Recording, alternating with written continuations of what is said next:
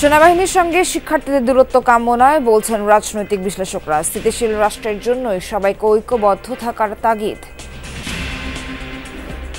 এই দায়িত্বটা আর্মি নিজের কাঁধে তুলে না নিয়ে বরং এই অন্তর্বর্তীকালীন সরকারের উপরে ছেড়ে দিতে পারতো বা রাজনৈতিক দলগুলোর কাছে ছেড়ে দিতে পারত। তারা যদি ঐক্যবদ্ধভাবে কাজ করে তাহলে এটা রাষ্ট্রের জন্য মঙ্গল, তাদের জন্য মঙ্গল।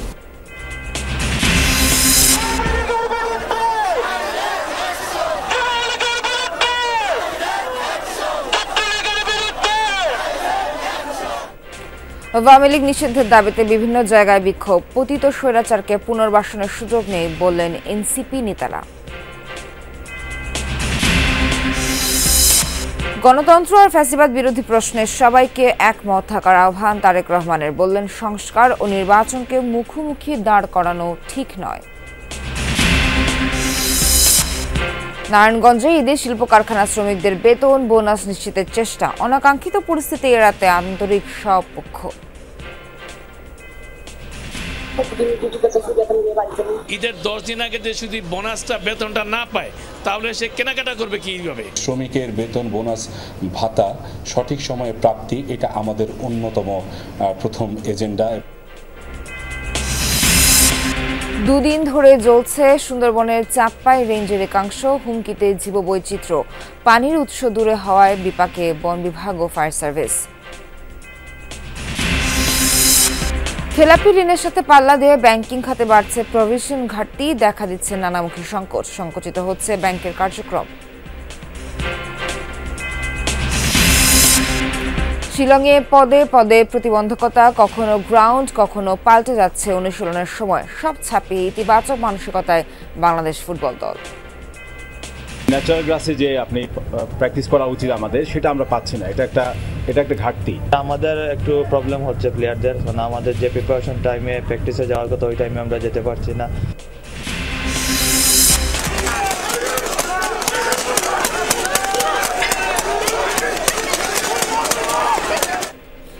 ইস্তাম্বুলের মেয়র গ্রেফতারের জেরে বিক্ষোভ, সহিংসতায় উত্তাল তুরস্ক। পুলিশ আন্দোলনকারী সংঘর্ষ, 3 শতাধিক ব্যক্তি আটক। স্বাগত সবাইকে, আমন্ত্রণ যমুনা নিউজে। এতক্ষণ শিরোনাম দেখছিলেন, বিস্তারিত খবর জানাবো আমি নাবিলা সোহার।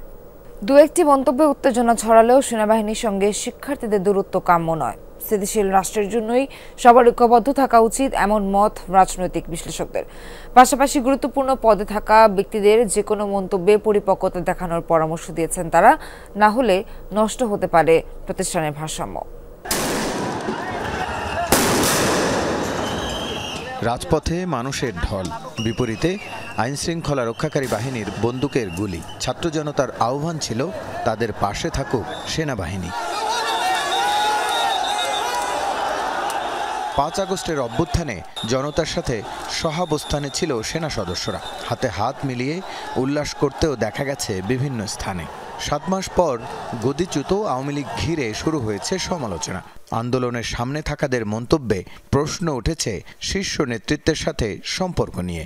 এই দায়িত্বটা আর্মি নিজের কাঁধে তুলে না নিয়ে বরং এই অন্তর্বর্তীকালীন সরকারের উপরে ছেড়ে দিতে পারতো বা রাজনৈতিক দলগুলোর কাছে ছেড়ে দিতে পারত। ছাত্রদের মনে ঝুঁকিত হিসেবে তাদের মধ্যে কাজ করে আর কি, যে কারণে তারা কোনো অবস্থাতেই আওয়ামী লীগ ফিরে আসুক এটা তারা মানবে না।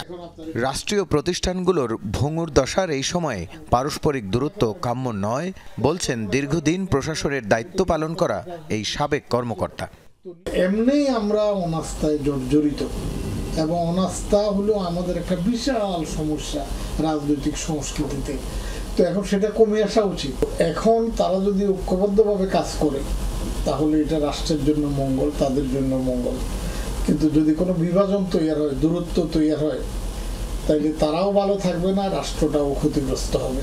নির্বাচন নিয়ে মতভেদ আছে আন্দোলনের সপক্ষের শক্তিগুলোর। রাজনীতির এই কৌশল বা লড়াইকে স্বাভাবিক বলছেন কেউ কেউ।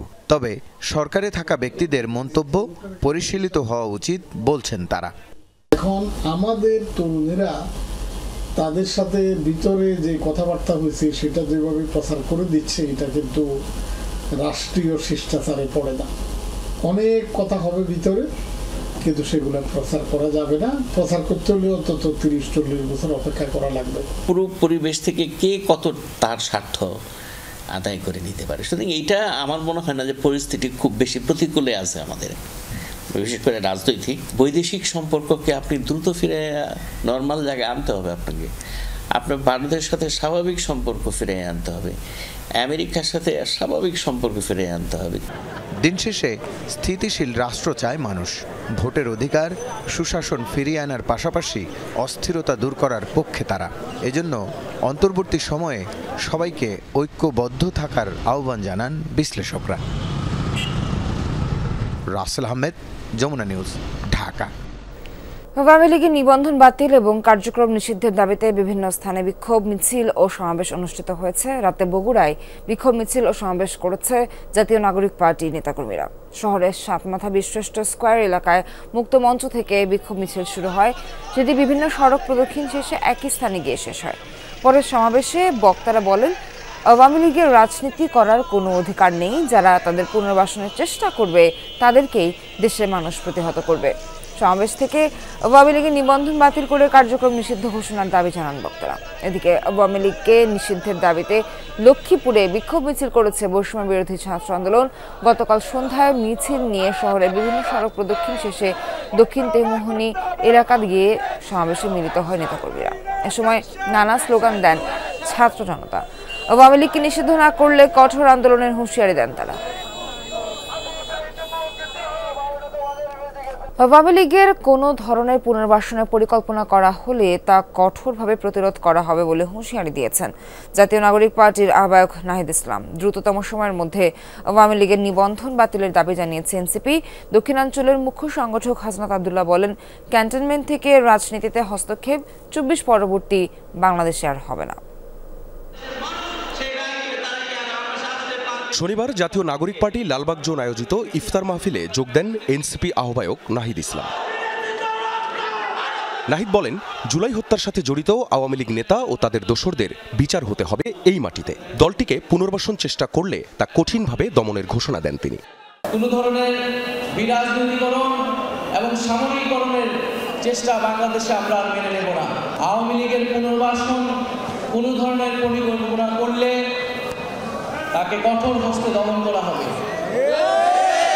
এবং শুধু আওয়ামী লীগ নয়, এই ফ্যাসিজমের যত দোষর রয়েছে, সুবিধাভোগী রয়েছে, তাদেরকেও বিচারের আওতায় আমরা নিয়ে আসার আহ্বান জানাচ্ছি। দুপুরে শাহবাগে আওয়ামী লীগ নিষিদ্ধের দাবিতে বিক্ষোভ সমাবেশ করে এনসিপি। দলটির দক্ষিণাঞ্চলের মুখ্য সংগঠক হাসনাত আব্দুল্লাহ বলেন, ফ্যাসিবাদ বিরোধী রাজনৈতিক দলগুলো ঐক্যবদ্ধ থাকলে বাংলাদেশে আর আওয়ামী লীগ পুনর্বাসিত হতে পারবে না। হাসনাত বলেন, ক্যান্টনমেন্ট থেকে রাজনীতিতে হস্তক্ষেপ 24 পরবর্তী বাংলাদেশে আর হবে না। ক্যান্টনমেন্টের বিভিন্ন দপ্তর উপদপ্তরের মধ্য দিয়ে আপনারা রাজনীতিতে যেভাবে নোংরা হস্তক্ষেপ করেছেন, 24 পরবর্তী বাংলাদেশে রাজনীতি নিয়ন্ত্রণ করবে শুধুমাত্র রাজনীতিবিদরা। আপনাদের যাদের কাজ ক্যান্টনমেন্টে, আপনারা ক্যান্টনমেন্টেই থাকুন। আমরা আপনাদের প্রতি শ্রদ্ধা জানাই, সম্মান জানাই। সমাবেশে এনসিপির সদস্য সচিব আখতার হোসেন অবিলম্বে আওয়ামী লীগকে বিচারের কাঠগড়ায় দাঁড় করাতে অন্তর্বর্তী সরকারের প্রতি আহ্বান জানান।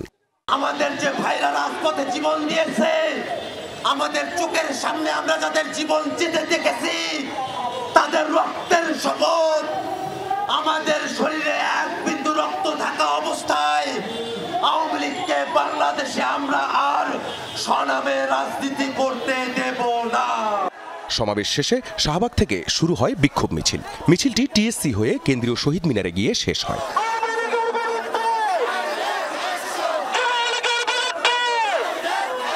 আখলাকুস সাফা, যমুনা নিউজ, ঢাকা। রাজনীতিতে ভিন্নমত থাকলেও দেশের মানুষ গণতন্ত্র আর ফ্যাসিবাদ বিরোধী প্রশ্নে সবাইকে একমত থাকার আহ্বান জানিয়েছেন বিএনপি ভারপ্রাপ্ত চেয়ারম্যান তারেক রহমান। রাজধানীতে 12 দলীয় জোট আয়োজিত ইফতার মাহফিলে তিনি বলেন, দুঃখজনকভাবে সংস্কার এবং নির্বাচনকে মুখোমুখি দাঁড় করানো হচ্ছে। সংস্কার চলমান প্রক্রিয়া, শেষ হওয়া কোনো কিছুই সংস্কার নয় বলে মন্তব্য করেন তারেক রহমান। বিএনপির ভারপ্রাপ্ত চেয়ারপারসন। রাজনৈতিক দল ও সুশীল সমাজের সম্মানে রাজধানীতে 12 দলীয় জোটের ইফতার মাহফিল। অংশ নেন বিএনপি, জামাত, জাতীয় নাগরিক পার্টি সহ বিভিন্ন রাজনৈতিক দলের নেতারা। আবার সে জুলাইয়ের অভ্যুত্থানের জাতীয় ঐক্য গড়ে তোলে। অনুষ্ঠানে লন্ডন থেকে ভার্চুয়ালি যোগ দেন বিএনপির ভারপ্রাপ্ত চেয়ারম্যান তারেক রহমান। গণতন্ত্র আর ফ্যাসিবাদ বিরোধী প্রশ্নে সবাইকে ঐক্যবদ্ধ থাকার আহ্বান জানান তিনি। আমাদের সর্বোচ্চ চেষ্টা থাকবে আগামী দিনে ঐক্যকে বজায় রেখে, ঐক্যকে ধরে রেখে এই দেশের মানুষের প্রত্যাশিত গণতন্ত্রকে আমরা প্রতিষ্ঠিত করব। এই দেশের মানুষের প্রত্যাশিত সংস্কার প্রক্রিয়াকে আমরা সকলে মিলে আলোচনার মাধ্যমে সকলে মিলে বাস্তবায়ন করব। বিএনপির ভারপ্রাপ্ত চেয়ারম্যান আরো বলেন, বিগত স্বৈরাচারের আমলেই রাষ্ট্র সংস্কারের প্রস্তাব দিয়েছিল বিএনপি। নির্বাচনের সংস্কারকে মুখোমুখি করা হচ্ছে বলে অভিযোগ করেন তিনি। যদি সে কোনো একটি বিষয় শেষ হয়ে যায়, সেটি সংস্কার নয়। কাজেই সংস্কার শেষ হয় না, সংস্কার চলমান প্রক্রিয়া। আমরা একটি জায়গায় আসব, একটি জিনিসের ভালো কিছু করব, ভালো পরিবর্তন করব, পরবর্তীতে আরো বেটার কিছু করার চেষ্টা করব। আমাদের শিক্ষা ব্যবস্থায় যেই গাফিলতি আছে, যেই ত্রুটিগুলো আছে, সেগুলোকে আমরা সংস্কার করব, পরিবর্তন করব। এই হোক বিগত সরকারের আমলে দেশের মানুষের যে ক্ষতি হয়েছে সেসব এখন মেরামত করতে হবে বলেও জানান তারেক রহমান। সকলকে আন্তরিকভাবে ধন্যবাদ এবং শুভেচ্ছা। তাজনুর ইসলাম, যমুনা নিউজ, ঢাকা। নেতৃবৃন্দ, রাজনৈতিক দলের কাছে দেয়া জাতীয় ঐকমত্য কমিশনের কিছু প্রশ্নমালা নিয়ে আপত্তি জানিয়েছে বিএনপি। কমিশনের প্রশ্নমালার সাথে কয়েকটি দলের বক্তব্যের মিল পাওয়ায় তা জনমনে প্রশ্ন জন্ম দিয়েছে। সংবাদ সম্মেলনে এই কথা বলেছেন দলটির মহাসচিব মির্জা ফখরুল ইসলাম আলমগীর।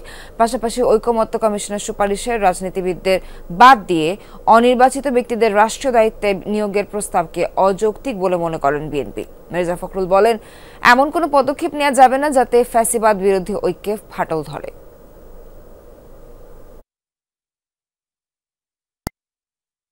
সংবিধানের প্রস্তাবনার প্রিয়াম্বল মতো অতি গুরুত্বপূর্ণ বিষয় সংস্কার কমিশনের সুপারিশে থাকলেও তাই স্প্রেডশিটে উল্লেখ করা হয়নি। স্প্রেডশিটের সাথে মূল সুপারিশমালার উপর আমাদের মতামত সংযুক্ত করে দিলে বিভ্রান্তি এড়ানো যাবে। ঈদে শিল্প প্রতিষ্ঠানে বেতন বোনাস নিয়ে নারায়ণগঞ্জে যেন কোনো অনাকাঙ্ক্ষিত পরিস্থিতি তৈরি না হয় সেজন্য সতর্ক অবস্থানে শিল্প পুলিশ ও মালিক শ্রমিক সংগঠন। রুগ্ন কারখানাগুলোর দিকে রাখা হচ্ছে বিশেষ নজর। শ্রমিকদের প্রত্যাশা সময় মতো মিলবে বেতন বোনাস। নারায়ণগঞ্জে পোশাক কারখানা সহ শিল্প প্রতিষ্ঠান রয়েছে 2000-এরও বেশি। এসব কারখানায় কর্মরত প্রায় 4 লাখ শ্রমিক। বেশিরভাগ শ্রমিকই ঈদের ছুটিতে যান গ্রামের বাড়িতে। নতুন জামা কাপড় কিনে ঈদ আনন্দ ভাগাভাগি করতে চান পরিবারের সাথে। তাই সবারই প্রত্যাশা থাকে আগে ভাগেই বেতন বোনাস পাওয়ার। বেতনটা দিচ্ছে, হাতে যায় তেমন পরিবেশে তো কোনো ঈদটা পালন করা যায় প্রত্যাশা বেতন বোনাস দিবে যে দেশে যাওয়ার জন্য, ওই জন্য তো প্রতিদিন ডিউটি করতেছি বেতন দিয়ে বাড়িতে। কিছু কিছু ফ্যাক্টরি আছে তারা বেতন অর্ধেক দেয়, বোনাসটা দেয় না, কাটছিট করে এগুলো করে, এতে আমাদের সমস্যা হয়ে যায় আর কি। কিন্তু আমরা যে ফ্যাক্টরিতে বর্তমান আছি ইনশাল্লাহ ভালো। ঈদ ঘিরে পোশাক শিল্পে যেন অসন্তোষ তৈরি না হয় সেজন্য মালিক শ্রমিকদের নিয়ে মতবিনিময় সভা করেছে শিল্প পুলিশ। যেসব কারখানায় শ্রমিকদের বেতন বোনাস দেয়া নিয়ে শঙ্কা রয়েছে সেগুলো চিহ্নিত করে দ্রুত ব্যবস্থা নেওয়ার দাবি শ্রমিক নেতাদের।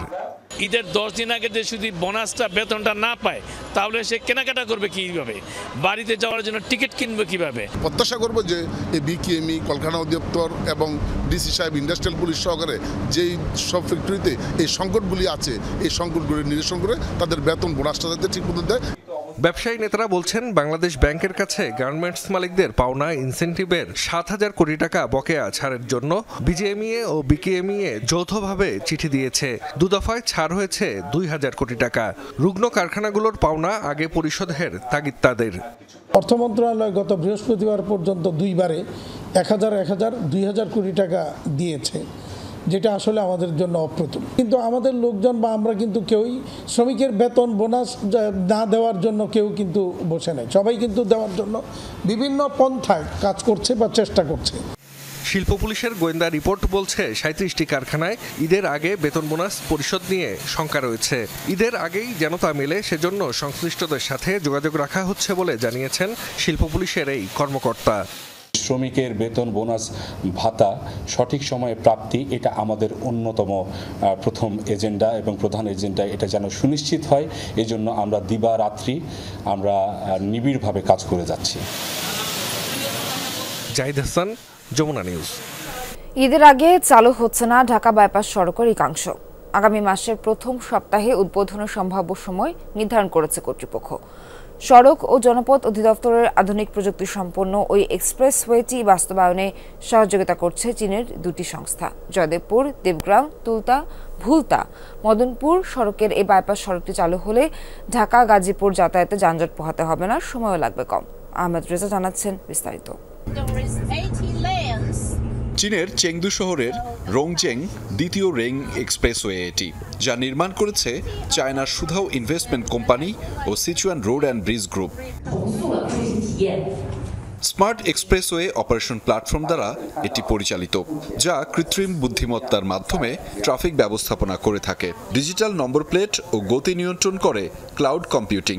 24 ঘন্টা বিরতিহীন ট্রাফিক পর্যবেক্ষণ এবং স্বয়ংক্রিয়ভাবে দুর্ঘটনা শনাক্ত করতে ব্যবহৃত হয় বিগ ডাটা। পুরো কার্যক্রমের জন্য রয়েছে বিশাল পর্যবেক্ষণ কেন্দ্র। সেখান থেকেই সড়কের উপর নজর রাখার পাশাপাশি নেওয়া হয় তাৎক্ষণিক সিদ্ধান্ত। কৃত্রিম বুদ্ধিমত্তা, ক্লাউড কম্পিউটিং ও স্মার্ট প্রযুক্তির মাধ্যমে মনিটরিং সেন্টার দ্রুত সিদ্ধান্ত নিতে পারে, যা রোড পেট্রোল ও আইন প্রয়োগকারী সংস্থাকে তাৎক্ষণিক সাড়া দিতে সহায়তা করে।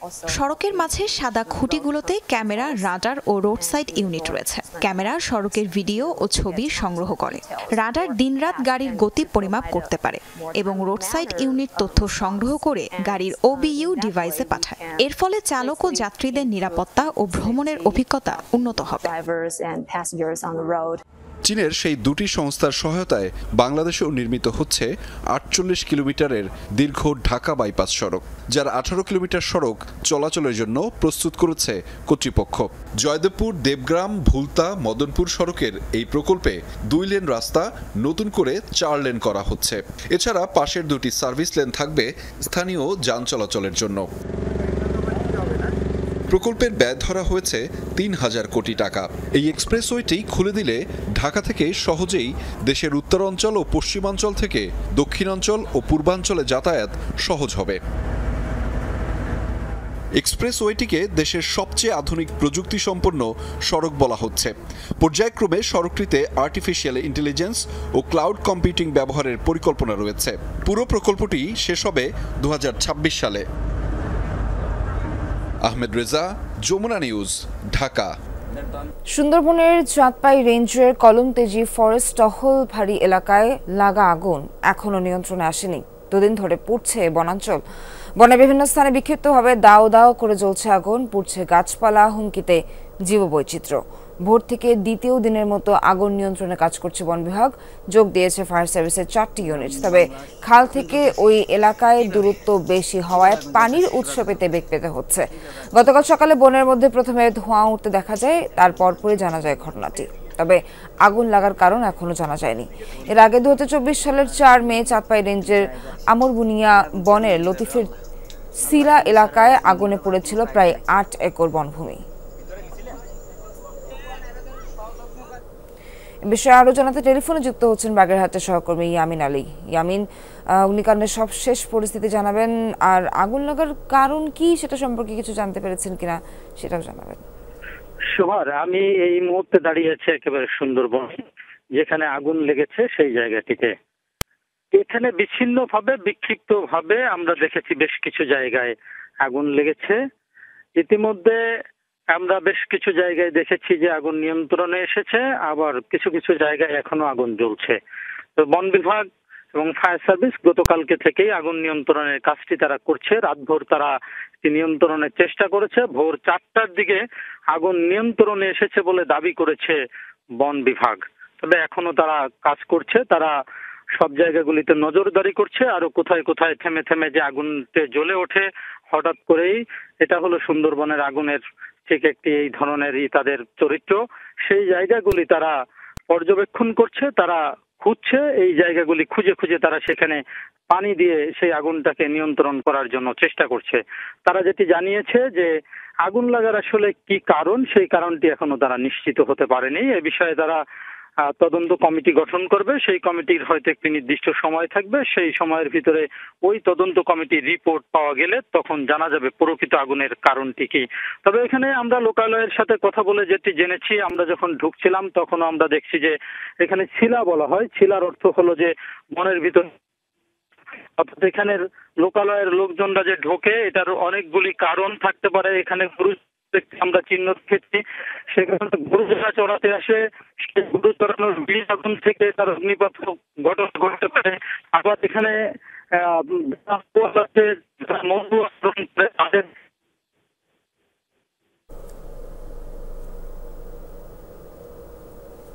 ইয়ামিন, অসংখ্য ধন্যবাদ আপনাকে।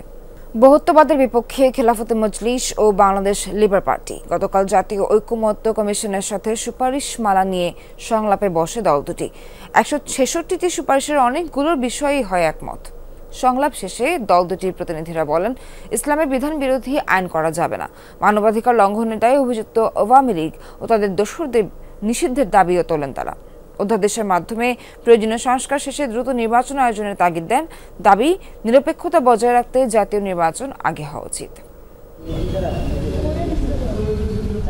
রাজনৈতিক দলগুলোর মতামত জানতে 6 মার্চ 5টি সংস্কার কমিশনের গুরুত্বপূর্ণ 166টি সুপারিশ পাঠিয়েছে জাতীয় ঐকমত্য কমিশন।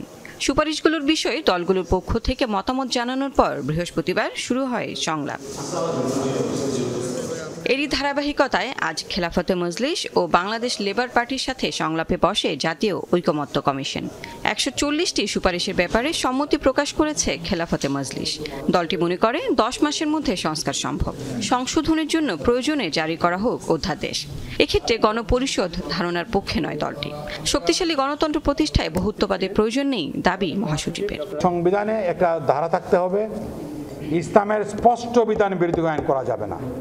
এটা আমরা বলছি সামাজিক ধর্মীয় স্টেবিলিটি করা একান্ত প্রয়োজন। যারা ক্ষমাই চায় না এখন পর্যন্ত, খুন করলো, মানুষ মারলো, ছাত্র মারলো, এদেরকে বিচার করা আগে প্রয়োজন। বিচার আগে এদেরকে নির্বাচন সুযোগ দেওয়া যাবে না। এদিকে কমিশনের সুপারিশের মধ্যে 147টির সাথে একমত পোষণ করেছে বাংলাদেশ লেবার পার্টি। দলটির চেয়ারম্যান বলেন, নতুন কোনো স্বৈরাচার যেন মাথাচাড়া দিতে না পারে সেটি গুরুত্ব দিয়েই সংশোধন করতে হবে সংবিধান। স্থানীয় সরকার নির্বাচন পদ্ধতির পরিবর্তন, প্রধানমন্ত্রী এবং সংসদের মেয়াদ 4 বছর, প্রার্থিতার বয়স সীমা 21 করার পক্ষে নয় দলটি। দেশের বিরাজমান জাতীয় রাজনৈতিক স্থিতিশীলতার জন্য জাতীয় সংসদ নির্বাচন আগে হতে হবে। আমরা মনে করি যে নির্বাচন কমিশনই যথেষ্ট। তারা এই সীমানা নির্ধারণের দায়িত্ব যদি তারা পালন না করে তাহলে যথাসময় নির্বাচন অনুষ্ঠানে সমস্যা সৃষ্টি হবে। এনআইডি এটা নির্বাচন কমিশনের কাজ। দ্রুততম সময়ের মধ্যে ঐকমত্যে পৌঁছবে দলগুলো, প্রত্যাশা ঐকমত্য কমিশনের সহ সভাপতি ডক্টর আলী রিয়াজের। আলোচনা অব্যাহত থাকবে এবং তার মধ্য দিয়ে আমরা এক জায়গায় আসতে পারবো স্বল্পতম সময়ের মধ্য দিয়ে। লাভলি বিথি, যমুনা নিউজ, ঢাকা। জাতীয় সম্প্রচার সংস্থা ও গণমাধ্যম কমিশন গঠন এবং প্রাথমিক পর্যায়ে সাংবাদিকদের বেতন 9ম গ্রেড করার সুপারিশ করেছে গণমাধ্যম সংস্কার কমিশন। শনিবার কামাল আহমেদের নেতৃত্বাধীন কমিশন এ সংক্রান্ত প্রতিবেদন প্রধান উপদেষ্টা ডক্টর মোহাম্মদ ইউনূসের কাছে জমা দেয়। প্রায় 200 পৃষ্ঠার গণমাধ্যম সংস্কার প্রতিবেদনে সার্বিকভাবে 20টি সুপারিশ করা হয়েছে। কমিশনের সাথে বৈঠকে প্রধান উপদেষ্টা বলেছেন, দ্রুততম সময়ে যেগুলো কার্যকর করা সম্ভব সেগুলোর ব্যাপারে ব্যবস্থা নেওয়া হবে। বেলা 12টার দিকে প্রধান উপদেষ্টা ডক্টর ইউনূসের হাতে প্রতিবেদন তুলে দেন গণমাধ্যম কমিশন প্রধান কামাল আহমেদ। সঙ্গে ছিলেন কমিশনের অন্য সদস্যগণ। 180 পৃষ্ঠার প্রতিবেদনে সংবাদপত্র, স্যাটেলাইট চ্যানেল, রেডিও ও অনলাইন পোর্টাল সম্পর্কে মোট 20টি সংস্কার প্রস্তাব দিয়েছে কমিশন। প্রধান উপদেষ্টার সঙ্গে বৈঠক শেষে সাংবাদিকদের ব্রিফ করেন কমিশন প্রধান। জানান, প্রেস কাউন্সিল ও প্রস্তাবিত সম্প্রচার কাউন্সিলের বদলে গণমাধ্যম কমিশন গঠন করে লাইসেন্স ও অন্যান্য বিষয়ে সমাধার প্রস্তাব করেছে কমিশন। স্থায়ী কমিশন, জাতীয় গণমাধ্যম কমিশন, মিডিয়া কমিশন স্থায়ী, এবং এই কমিশনই সাংবাদিকতার অধিকার সুরক্ষার বিষয়টিও নিশ্চিত করবে। আবার একই সাথে গ্রিভেন্সেস মেকানিজম, যেটা অর্থাৎ সংবাদ মাধ্যমের ভুলের কারণে যারা ক্ষতিগ্রস্ত হয় তাদের প্রতিকার দেওয়ার কাজটা ওই গণমাধ্যম কমিশন করবে। সংস্কার কমিশন একই ব্যক্তির একাধিক গণমাধ্যমের মালিকানা নিষিদ্ধ করার প্রস্তাব রেখেছে। পাশাপাশি কর্মীদের মাঝে নির্দিষ্ট শেয়ার বন্টনের কথা উল্লেখ করেছে। প্রস্তাব অনুযায়ী প্রাথমিক পর্যায়ে সাংবাদিকদের বেতন হবে নবম গ্রেড। বৃহৎ এবং মধ্যম আকারের যত গণমাধ্যম কোম্পানি আছে তাদের উচিত হবে পাবলিক লিস্টেড কোম্পানি করা, শেয়ার ফ্লোট করা এবং সাংবাদিক কর্মচারীদেরকে তাদের শেয়ারের অংশীজন বানানো। বিসিএস ক্যাডার সার্ভিসের নবম গ্রেডের যে বেতন স্কেল, সেই বেতন স্কেলের সাথে সঙ্গতি রেখে সাংবাদিকদের এন্ট্রি লেভেলের বেতনটা হতে হবে। সারা দেশেই এটা হতে হবে। এবং ঢাকায় যেহেতু ব্যয়, জীবনযাত্রার ব্যয় বেশি, সুতরাং ঢাকায় ঢাকা ভাতা একটা যোগ করতে হবে। রাষ্ট্র মালিকানাধীন বাংলাদেশ বেতার ও বাংলাদেশ টেলিভিশনের স্বায়ত্তশাসন এবং জাতীয় সম্প্রচার সংস্থা গঠনের প্রস্তাব করেছে কমিশন। এটা উপযুক্ত সময় বেতার টিভির স্বায়ত্তশাসন ইমপ্লিমেন্ট করা, বাস্তবায়ন করা। আমরা তাই বলেছি যে দুটিকে একীভূত করে একটি জাতীয় সম্প্রচার প্রতিষ্ঠান গড়ে তোলা হোক, যে জাতীয় সম্প্রচার প্রতিষ্ঠান স্বাধীন একটি পরিচালনা পর্ষদ পরিচালনা করবে, সরকার সরাসরি পরিচালনা করবে না। পত্রিকার সার্কুলেশন ও টেলিভিশনের টিআরপি জালিয়াতি বন্ধের প্রস্তাব করেছে কামাল আহমেদ কমিশন। সেই সাথে দুর্নীতি বন্ধে গণমাধ্যমের আয় ব্যয়ের সঠিক তথ্য নিশ্চিতেরও তাগিদ দিয়েছে কমিশন। যত তথ্য দিয়েছি, যত কথা বলেছি, প্রত্যেকটাই তথ্য ভিত্তিক, based on evidence. Shawkat Manzur Shanto, Jamuna news, Dhaka. খেলাপি ঋণের সাথে পাল্লা দিয়ে বাড়ছে ব্যাংকিং খাতের নিরাপত্তার সঞ্চিতি বা প্রভিশন ঘাটতি। ডিসেম্বর শেষে প্রভিশন ঘাটতি বেড়ে দাঁড়িয়েছে 1,06,000 কোটি টাকার উপরে। গেল বছরের শেষ 3 মাসেই বেড়েছে 51,000 কোটি টাকা। খেলাপির কারণে আয় কমে যাওয়া প্রভিশন ঘাটতি পূরণে ব্যর্থ হচ্ছে ব্যাংক। বিশেষজ্ঞরা বলছেন, প্রভিশন ঘাটতি বৃদ্ধিতে নানামুখী সংকট তৈরি হবে, সংকুচিত হবে ব্যাংকের কার্যক্রম, আস্থা হারাবে সাধারণ গ্রাহকেরা। নিয়মিত ঋণের পাশাপাশি খেলাপি ঋণের বিপরীতে প্রভিশন সংরক্ষণ করতে হয় ব্যাংকগুলোকে। আমানতকারীদের সুরক্ষা দিতেই এ নিয়ম। সাধারণ ঋণের বিপরীতে 0.25% থেকে 5% এবং খেলাপি ঋণের মান বিচারে 20 থেকে 100% প্রভিশন সংরক্ষণ করতে হয়। কিন্তু নিয়ম মেনে প্রভিশন সংরক্ষণ করতে পারছে না অনেক ব্যাংক। বাংলাদেশ ব্যাংকের হালনাগাদ প্রতিবেদন অনুযায়ী ব্যাংকিং খাতে প্রভিশন ঘাটতি বেড়ে দাঁড়িয়েছে 1,06,000 কোটি টাকার উপরে। গেল বছরের শেষ 3 মাসেই বেড়েছে প্রায় 51,000 কোটি টাকা। এ সময় সরকারি ব্যাংকের পাশাপাশি প্রভিশন ঘাটতি বেড়েছে বেসরকারি বাণিজ্যিক ব্যাংকেও। 74,217 কোটি টাকার বিপরীতে সরকারি ব্যাংকগুলো প্রভিশন সংরক্ষণ করেছে মাত্র 16,000 কোটি টাকার কিছু বেশি। ঘাটতি প্রায় 58,000 কোটি টাকা। আর 1,36,000 কোটি টাকার বিপরীতে বেসরকারি ব্যাংক প্রভিশন সংরক্ষণ করেছে 87,000 কোটি টাকা। ঘাটতি প্রায় 49,000 কোটি। এনপিএল বাড়বে, সেটা আলটিমেটলি প্রভিশন বাড়াবে। এটা তো ওই ব্যাংকগুলোর অবস্থা ডেফিনেটলি ওভারঅল প্রফিটেবিলিটি হ্যাম্পার্ড হবে। কিছু কিছু ক্ষেত্রে প্রফিটেবিলিটি চলেও যেতে পারে, ইট ডিপেন্ডস। সেক্ষেত্রে ক্যাপিটালের প্রেশার পড়বে, সেটা আমাদের কারোর জন্যই কোনো সুখকর কথা নয়। দ্বিতীয় হলো, আপনি যখন প্রভিশন ঘাটতি থাকে তখন কিন্তু ওই প্রভিশন ঘাটতি থাকে মানে আপনি প্রফিট থেকে সম্পূর্ণ প্রভিশন করতে পারছেন না, তখন ক্যাপিটাল থেকে সেটা যায়। প্রভিশন বাড়া মানে হচ্ছে আইদার প্রফিট থেকে করতে হবে আর নইলে ক্যাপিটাল থেকে এটাকে অ্যাডজাস্ট করতে হবে। প্রভিশন ঘাটতি বাড়তে থাকায় উদ্বিগ্ন ব্যাংকার ও বিশ্লেষকরা। বলছেন, মুনাফা কমে যাওয়ার পাশাপাশি চাপ পড়বে মূলধনের উপর। লভ্যাংশ দিতেও ব্যর্থ হবে ব্যাংক। এর ফলে আস্থা হারাবে গ্রাহকরা। ব্যাংকিং খাতের জন্য, ব্যাংকের ইমেজের জন্য অ্যালার্মিং। তার প্রফিটেবিলিটি কমে গেলে তার অপারেশনাল কস্ট কমানোর প্রসঙ্গ আসবে। তার শেয়ার হোল্ডাররা, স্টেক হোল্ডাররা ডিভিডেন্ড পাবে না। তো ব্যাংকের আরও যে কার্যক্রম বাড়ানোর জন্য যে বিষয়গুলো, সেখানে এক্সপেন্ডিচার কস্ট কাটিংয়ের প্রসঙ্গ চলে আসে, তখন সংকুচিত হওয়ার সম্ভাবনা বেশি থাকে। প্রভিশনিং ঘাটতি বাড়তে থাকলে তো আসলে ব্যাংকই বন্ধ হয়ে যাবে। কারণ প্রভিশনিং মানে কি, এইটার জন্য আপনি ফান্ড সেট করে রাখতেছেন, তাই তো? ফান্ডটা সেট করতেছেন, ফান্ডটা সেটের সঙ্গে আপনার আর্নিং থেকে, তাই না? তা আর্নিংয়ের পুরোটাই যদি প্রভিশনিং খেয়ে ফেলে, তাই না, তাহলে তো আপনার এই ব্যাংকের প্রতি লোকজনের আকর্ষণ থাকবে না, শেয়ার বিক্রি হবে না, বাজারের দাম কমে যাবে, নেগেটিভ প্রাইস চলে আসবে, তাই না? তখন স্বাভাবিকভাবে শেয়ার হোল্ডারদের নজরে আসবে এগুলো। বিশ্লেষকরা বলছেন, প্রভিশন ঘাটতি কমিয়ে আনতে ব্যাংক পরিচালনায় রাজনৈতিক হস্তক্ষেপ বন্ধের পাশাপাশি খেলাপি আদায়ে জোর দিতে হবে। আলমগীর হোসেন, যমুনা নিউজ, ঢাকা।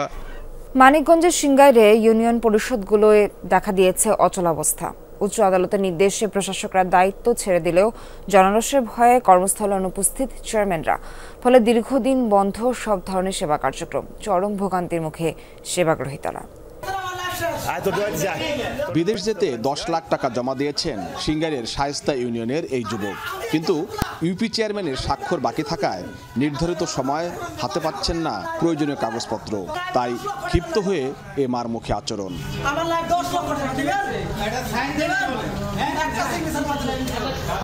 চেয়ারম্যানরা কর্মস্থলে অনুপস্থিত থাকায় সিঙ্গাইরের 11 ইউনিয়নের 10টিতেই সেবা কার্যক্রম প্রায় অচল। দিনের পর দিন ঘুরেও সেবা না পেয়ে ভোগান্তির শিকার স্থানীয়রা। সিঙ্গাইর উপজেলার শায়েস্তা ইউনিয়ন পরিষদের চেয়ারম্যানের কার্যালয় গত 6 মাস ধরে এভাবেই কিন্তু তালাবদ্ধ অবস্থায় আছে এবং 6 মাস ইউনিয়ন পরিষদের চেয়ারম্যান আব্দুল হালিম তিনি কিন্তু তার কার্যালয়ে বসেন না, যে কারণে এখানে প্রতিদিনই যে সেবাগ্রহীতারা তারা কিন্তু চেয়ারম্যান না থাকার কারণে নানা ধরনের হয়রানির শিকার হচ্ছেন। আমি চেয়ারম্যানের কাছে আসছিলাম, আমার একটা প্রত্যয়নপত্র লাগবে, আমার খারিজ হচ্ছে না। আচ্ছা 2 সপ্তাহ যাবত ঘুরতেছি, চেয়ারম্যানের সিগনেচার পাইতেছি না। আমি একটা ট্রেড লাইসেন্স করতে দিছি 1 মাস যাবত, এখন এবার যে 3 বার আসলাম, এখন পর্যন্ত মানে সুরাহা পাচ্ছি না। জন্ম নিবন্ধন সনদ সেগুলি পাচ্ছে না, মানুষ জমি রেজিস্ট্রি করতে গেলেও দেখা যাচ্ছে যে ওই চেয়ারম্যানের সার্টিফিকেট লাগে সেগুলি পাচ্ছে না। সেবা না পেয়ে এত ক্ষুব্ধ হয়ে যাচ্ছে বারবার, মানে ভাবতেছে যে আমরাই সচিব বা প্রশাসনিক কর্মকর্তা যারা আছে তারাই মনে হয় এগুলো বন্ধ করে রাখছে, কাউকে কোনো সেবা দিচ্ছে না। জানা গেছে ইউপি চেয়ারম্যানরা আওয়ামী লীগের রাজনীতির সঙ্গে জড়িত থাকায় 5 আগস্টের পর থেকেই কর্মস্থলে অনুপস্থিত। অনেকের নামে আছে একাধিক মামলা। প্রশাসকের মাধ্যমে চলছিল পরিষদের সেবা কার্যক্রম, কিন্তু উচ্চ আদালতে রিট করে স্বপদে ফিরেন চেয়ারম্যানরা। এরপর প্রশাসকরা দায়িত্ব ছেড়ে দিলেও কর্মস্থলে উপস্থিত হতে পারেনি ইউপি চেয়ারম্যানরা। চেয়ারম্যানরা হাইকোর্টে মামলা করে রিট পায়, ওনাদের পক্ষে রায় পাইছে, এনরা এখানে পরিষদে আইসা অফিস করে না, প্রেসিডেন্ট স্যার স্বাক্ষর করে না, বা চেয়ারম্যানরা ওনার দায়িত্ব পাইছে বৈধ চেয়ারম্যান অফিসে স্বাক্ষর করতে পারে না। সেই কারণে আমরা পাবলিকরে সঠিক মতো সেবাটা দিতে পারছি না। জনগণ তাদের প্রতি ক্ষিপ্ত হয়ে আছে যে 15 বছর যে ধরনের তারা অকারেন্স করেছে, জনগণ যারা সেবা থেকে বঞ্চিত হয়েছে তারা তাকে ধরতে পারে এই ভয়ে হয়তো সে আসছে না। কিছু মানুষ চেয়ারম্যান আসতে চায়, কিছু মানুষ আসতে দেয় না, এই কারণে চেয়ারম্যান আসে না।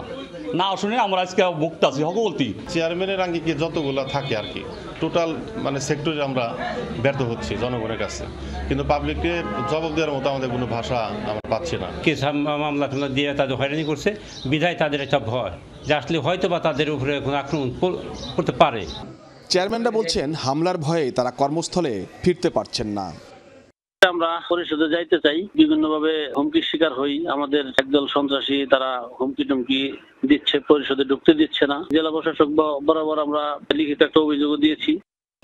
প্রশাসক অথবা চেয়ারম্যান কেউই দায়িত্ব পালন না করায় অচল ইউনিয়ন পরিষদ। জেলা প্রশাসক বললেন বিষয়টি জানানো হয়েছে মন্ত্রণালয়ে। আগে যখন এসিল্যান্ডের কাছে দায়িত্বটা ছিল তখন সীমিত আকারে হলেও মানুষজন সেবা পেত। এখন মহামান্য হাইকোর্টের রায় বাস্তবায়ন করার ফলে চেয়ারম্যানরাই এই দায়িত্বটা নিয়ে নিয়েছে। এখন এই বিষয়টা আমরা ঊর্ধ্বতন কর্তৃপক্ষকে একটা পত্র মারফত জানিয়েছি যে এইভাবে সেবা দান কার্যক্রম বিঘ্নিত হচ্ছে। এখন ঊর্ধ্বতন কর্তৃপক্ষ যেভাবে আমাদেরকে নির্দেশ দেয় সেইভাবে আমরা কাজ করব। অভিযুক্ত ইউপি চেয়ারম্যানরা মাসিক সভায়ও উপস্থিত হচ্ছে না, ফলে ব্যাহত হচ্ছে এলাকার উন্নয়ন কর্মকাণ্ড। BM Khorshed, Jamuna news, Manikganj. ঈদ উল ফিতর উপলক্ষে দিন রাত এক করে ঝালকাঠিতে সেমাই তৈরিতে ব্যস্ত সময় পার করছে শ্রমিকরা। চাহিদা থাকায় দূর দূরান্ত থেকে পাইকাররা এসে নিয়ে যাচ্ছেন এসব সেমাই। উৎপাদনের স্বাস্থ্যকর পরিবেশ নিশ্চিতের কথা বলছে ভোক্তা অধিদপ্তর। অস্বাস্থ্যকর পরিবেশে তৈরি হচ্ছে ঈদের খাদ্য তালিকার অন্যতম অনুষঙ্গ সেমাই। এরপরেই সংরক্ষণ করা হচ্ছে নোংরা পরিবেশে। আসন্ন ঈদ উল ফিতরের চাহিদা মেটাতে ঝালকাঠিতে এভাবেই সেমাই তৈরিতে ব্যস্ত সময় পার করছে কয়েকশো শ্রমিক। বছরের অন্য সময়ের তুলনায় ব্যস্ততা বেড়েছে কয়েক গুণ। চাহিদা থাকায় দূর দূরান্ত থেকে এসে সেমাই নিয়ে যাচ্ছেন পাইকাররা। অথচ নোংরা অস্বাস্থ্যকর পরিবেশে খাদ্যপণ্য উৎপাদনে বিধিনিষেধ থাকলেও তার তোয়াক্কা করছে না কেউ। বর্তমান দ্রব্যমূল্যের বাজার বেচাকেনার মান খুবই কম। এ নিয়ে আমাদের শ্রমিক নিয়ে আমাদের ব্যবসা বাণিজ্য নিয়ে পোষাইয়া উঠতে বড় কষ্ট। আমাদের 11 মাস কোনো কাজ থাকে না, আমরা ওই রমজান 1 মাসে আমাদের খুব প্রেশানি থাকে কাজের উপরে। ময়দা আর পানি দিয়ে বানাই সেমাই, মোটামুটি পর্যায়ে চলে আর কি। ক্ষুদ্র ব্যবসায়ীদের আবেদনের প্রেক্ষিতে সহজ প্রক্রিয়ায় সহযোগিতার আশ্বাস বিসিক কর্মকর্তার। এই শিল্পের মালিকরা যদি বিসিকের নিকট আর্থিক এবং কারিগরি সহায়তা চায় তাহলে বিসিকের পক্ষ থেকে তাদেরকে আর্থিকভাবে সহায়তা করা হবে। ক্ষতিকর উপাদান মেশানো কিংবা অস্বাস্থ্যকর পরিবেশে সেমাই তৈরি হলে ব্যবস্থা নেয়ার পুরনো কথাই নতুন করে জানালো ভোক্তা সংরক্ষণ অধিদপ্তর। কারখানাগুলোতে প্রতিনিয়ত অভিযান অব্যাহত রয়েছে বলেও জানান ভোক্তা অধিদপ্তরের কর্মকর্তা। তারা যেন পরিচ্ছন্ন পরিবেশে সেমাই উৎপাদন করে, ভালো ভোজ্য তেল যেন ওনারা ব্যবহার করে, এ ব্যাপারে আমরা ওনাদেরকে সতর্ক করেছি। এখন আমরা আবারও এসব কারখানায় আমরা যাব, খাদ্য উৎপাদন এবং তাদের সংরক্ষণের পরিবেশ আমরা দেখব। ঝালকাঠি সহ আশপাশের কয়েকটি জেলায় সরবরাহ হচ্ছে অস্বাস্থ্যকর পরিবেশে তৈরি করা এসব সেমাই। সাইফ আহমেদ, যমুনা নিউজ। সংঘাত সহিংসতায় উত্তাল তুরস্ক। ইস্তাম্বুলের মেয়র এক্রেম ইমামোগলুর গ্রেফতারের জেরে রাজধানী আঙ্কারা, ইস্তাম্বুল সহ অনেক শহরে বিক্ষোভ চলছে। তুর্কি সরকার জানিয়েছে এ পর্যন্ত ৩ শতাধিক ব্যক্তিকে আটক করেছে পুলিশ। বিভিন্ন স্থানে আন্দোলনকারীদের সাথে পুলিশের ব্যাপক সংঘর্ষের ঘটনা ঘটেছে।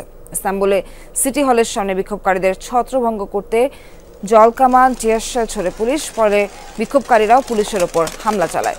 এদিকে শনিবার দুর্নীতি ও সন্ত্রাসবাদের সাথে যুক্ত থাকার অভিযোগে আদালতে জিজ্ঞাসাবাদ করা হয় ইমামোগলুকে। এ সময় আদালতের বাইরেও বিক্ষোভ করে তারা সমর্থকরা। গত বুধবার গ্রেফতার করা হয় ইস্তাম্বুলের মেয়রকে। এরপর সরকারি নিষেধাজ্ঞা উপেক্ষা করে বিক্ষোভে নামে হাজার হাজার মানুষ।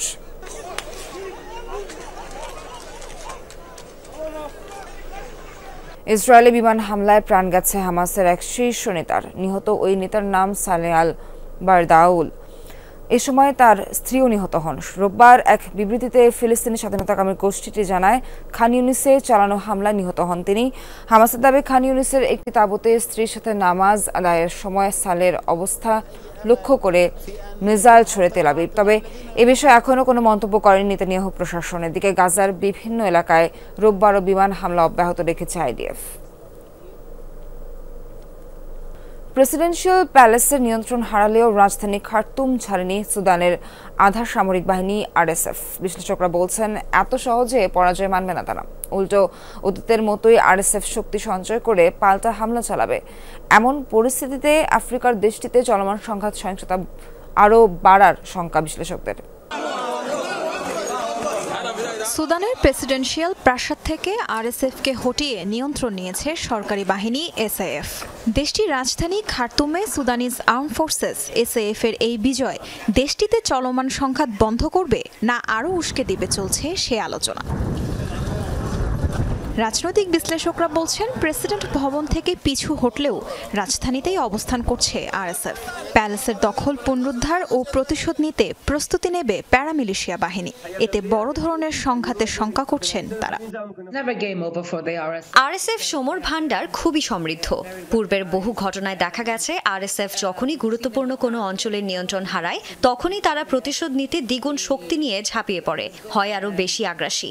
প্রেসিডেন্ট ভবনের নিয়ন্ত্রণ হারানোর পর তারা কিন্তু ড্রোন হামলা চালিয়েছে। তাই এই যুদ্ধ বন্ধের সম্ভাবনা শূন্যের কোঠায়। একসময় এসএএফ এর প্রধান জেনারেল আব্দুল ফাত্তাহ আল বুরহানের সঙ্গে বন্ধুত্বের সম্পর্ক ছিল আরএসএফ প্রধান জেনারেল মোহাম্মদ হামদান দাগালোর। 2019 সালে আরএসএফ এর সহায়তায় সামরিক অভ্যুত্থানের মাধ্যমে প্রেসিডেন্ট ওমর আল বশিরকে উৎখাত করে সুদানের ক্ষমতায় বসেন বুরহান। সেনা শাসন প্রতিষ্ঠায় দুই বন্ধু 2021 সালে সরকারি গুরুত্বপূর্ণ পদ থেকে বেসামরিকদেরও সরিয়ে দেয়। তাহলে কেন তাদের বন্ধুত্বে ফাটল ধরল? মূলত বিরোধের শুরু ক্ষমতার প্রয়োগ নিয়ে। হামদান আরএসএফকে শক্তিশালী করে সেনাবাহিনীর সমান্তরাল হিসেবে গড়ে তোলার উদ্যোগ নেয়। তবে তার এই আগ্রাসী পরিকল্পনা ভালোভাবে নেননি বুরহান। ক্ষমতা পাকাপোক্ত করতে আরএসএফ ও এসএএফকে একীভূত করার প্রস্তাব দেন তিনি। আর তাতেই দেখা দেয় বন্ধুত্বে ফাটল। 2023 সাল থেকে শুরু হয় দুপক্ষের তুমুল লড়াই। শক্তিশালী তৃতীয় কোনো পক্ষের হস্তক্ষেপ ছাড়া এসএএফ এবং আরএসএফ এর মাঝে সমঝোতা সম্ভব নয় বলে মনে করেন বিশ্লেষকরা। ক্ষমতাধর থার্ড পার্টির হস্তক্ষেপ ছাড়া সেনাবাহিনী এবং প্যারামিলিশিয়া বাহিনীর মাঝে শান্তি আলোচনা অসম্ভব। খার্তুমে সেনাবাহিনী এগিয়ে গেলেও পশ্চিমে কৌশলগত গুরুত্বপূর্ণ দারফুরের 5টির মাঝে 4টির নিয়ন্ত্রণ আরএসএফ এর হাতে। কোনো পক্ষই হার মানতে রাজি নয়। সুদানের সামরিক বাহিনী এবং র্যাপিড সাপোর্ট ফোর্সেস বাহিনীর বিগত 2 বছরের সংঘাতের জেরে বাস্তুচ্যুত দেশটির 1 কোটির বেশি মানুষ। তাজরিয়ান সোবহান, যমুনা নিউজ। দর্শক, এখানে শেষ করছে যমুনা নিউজের আয়োজন। সঙ্গে থাকার জন্য ধন্যবাদ সবাইকে।